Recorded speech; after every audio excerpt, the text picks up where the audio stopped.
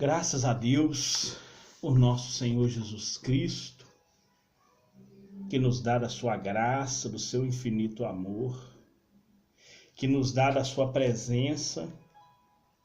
Nós sabemos que sem o Senhor nós não somos nada, nós não podemos nada, mas o Senhor pode todas as coisas. O Senhor é maravilhoso, o Senhor é grande, é poderoso. A misericórdia do Senhor não tem limites. O Senhor nos renova a cada dia. Cada dia o Senhor nos renova cada vez mais na presença dEle, através dos seus anjos. Hoje nós vamos falar sobre a prosperidade dos bem-aventurados. Nós vamos ver que a verdadeira prosperidade, ela não reside no acúmulo dos bens espirituais. Nós vamos ver o Senhor Deus nos ensinando essa verdade, que a prosperidade não reside no acúmulo dos bens materiais, mas ela se encontra na abundância dos bens espirituais. Jesus fala assim: olha, onde estiver o seu tesouro, onde estiver o seu tesouro, aí estará também o teu coração. Jesus fala isso lá no livro de Mateus 6, quando ele falando sobre comportamento do verdadeiro cidadão do céu, como que agora o verdadeiro cidadão do céu deve agir. Ele fala: onde estiver o tesouro. Ele fala isso no livro de Mateus, no capítulo 6, no versículo 21. Mateus 6, 21. Porque onde estiver o vosso tesouro, aí estará também o vosso coração. Hoje nós vamos ver várias verdades sobre a prosperidade, não somente financeira, mas também a prosperidade espiritual. Nós vamos abrir a nossa Bíblia no livro do Evangelho de Lucas, no capítulo 4, no versículo 18. Nós vamos ver Jesus falando de uma profecia que se cumpre na sua vida. Se cumpre nele. Jesus, ele é o cumprimento das profecias do Antigo Testamento. Ele veio para dar continuidade às palavras dos profetas, dos sábios, e veio para ser o nosso sacerdócio perfeito. Ele veio para ser a nossa Páscoa, a nossa libertação. Evangelho de Lucas 4,18. O Espírito do Senhor é sobre mim, pois ele me ungiu para evangelizar os pobres.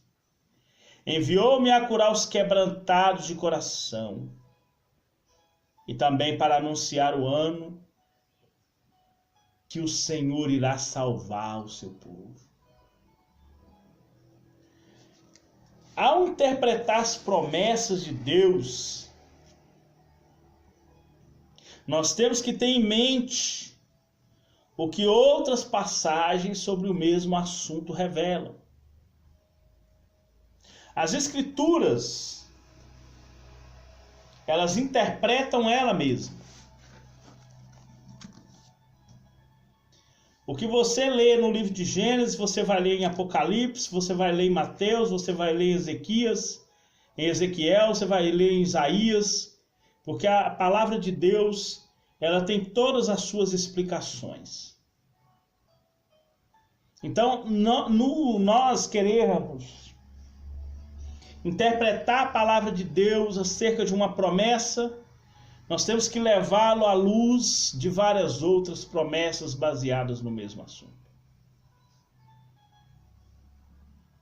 Livro de Hebreus 10, 36. Necessitais de paciência, para que depois de haverdes feito a vontade de Deus, possais alcançar a promessa.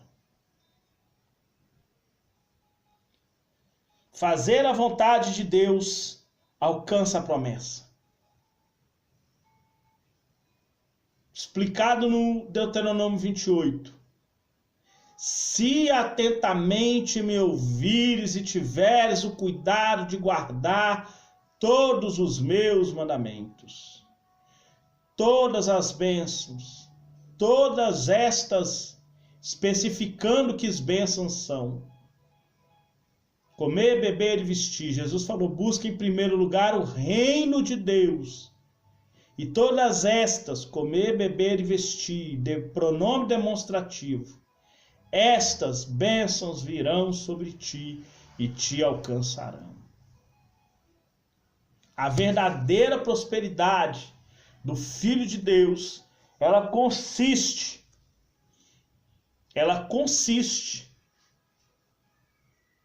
na vida espiritual e não sentimental, na vida espiritual e não física. Ela consiste no espiritual. Ela consiste nas bênçãos dos tesouros celestiais. Esse princípio diz que se alguém interpreta um determinado versículo de maneira que contradiz claramente outros versículos, então esta interpretação é incorreta. Não pode haver ou não há uma interpretação bíblica diferente da outra. A palavra de Deus é sim, sim e não, não. As promessas de Deus se cumprem somente na vida daqueles que cumprem os requisitos da promessa. Jesus ele fala assim, eu sou a videira verdadeira e vós sois as varas. Toda vara que está em mim e não dá fruto, meu Pai corta. Mas aquelas que dão frutos são limpas para que possa dar mais frutos. Essa limpeza, ela pode vir de várias maneiras para modificar seu caráter, para moldar seu caráter, para te fazer crescer espiritualmente, para que você possa dar mais frutos. A bênção de Deus, ela enriquece e não acrescenta dores. É uma promessa. Provérbios 10, 22. A verdadeira prosperidade, em harmonia com a Escritura, é essencial.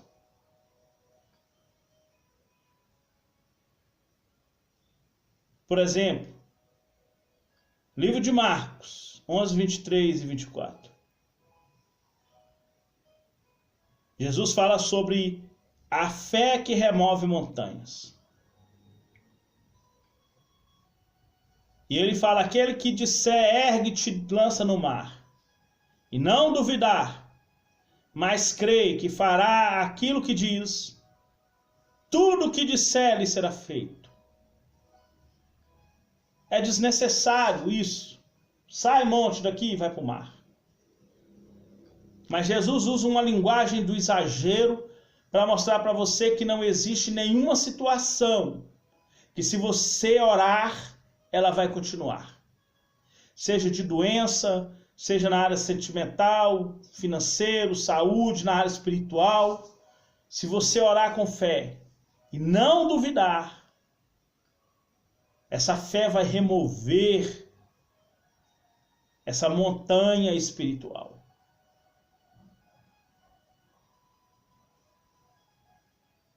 Porque é uma promessa. Precisamos interpretá-la também nesse contexto. Que Deus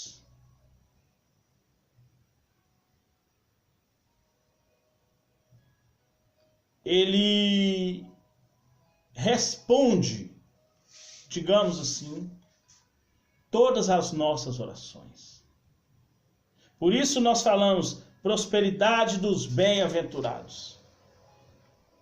Essa promessa de Marcos 11, 23, 24, ela está em estrita comunhão com aquela de João 15 que eu acabei de falar. No versículo 7 ele fala: se vós estiveres em mim, e as minhas palavras estiverem em vós, pedireis tudo o que quiserem e vos será feito, para que nisso seja glorificado meu Pai, nos frutos. Porque o Pai quer que vocês dão frutos, frutos de fé, frutos de cura, frutos de arrependimento, frutos de louvor. Então a prosperidade dos bem-aventurados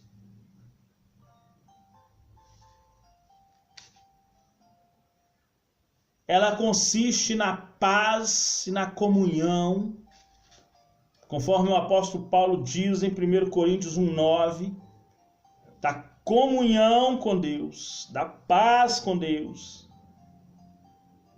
Por isso que nós temos a prosperidade.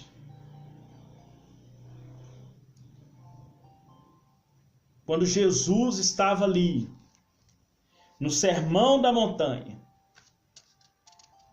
uma das coisas que ele falou sobre receber a provisão divina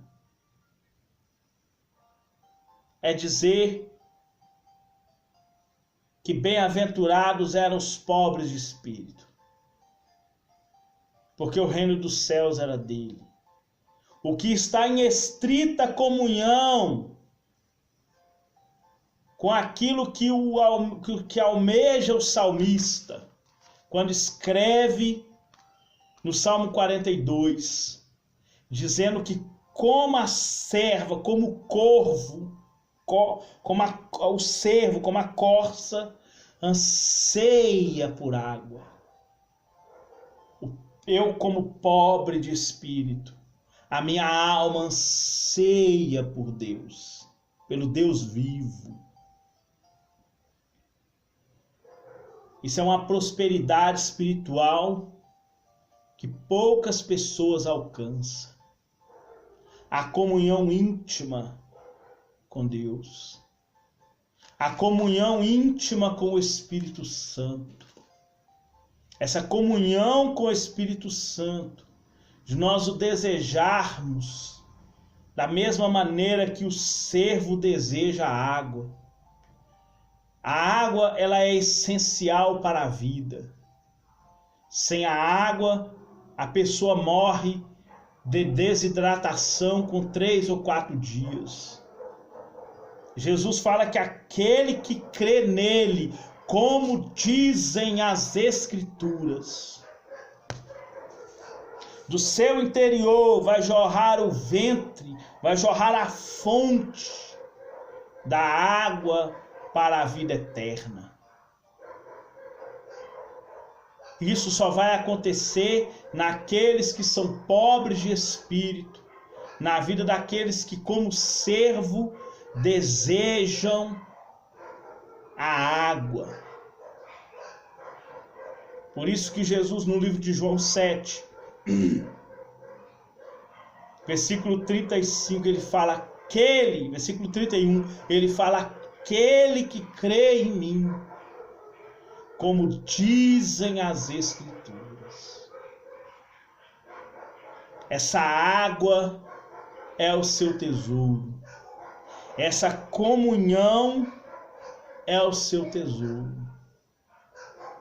Você precisa dessa comunhão. Comunhão através da água. Jesus, ele instruindo Nicodemos, ele falou: Nicodemos, falando de mestre para mestre, só vai herdar o reino de Deus os nascidos da água e transformados pelo Espírito. Somente os nascidos da água e os transformados pelo Espírito é que terão esse tesouro no céu. Essa é a verdadeira prosperidade dos bem-aventurados. Essa é a verdadeira prosperidade daqueles que desejam e almejam,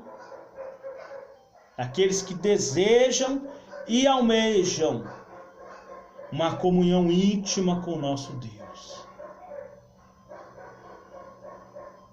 Essa está em estrita comunhão com o que pedires será feito.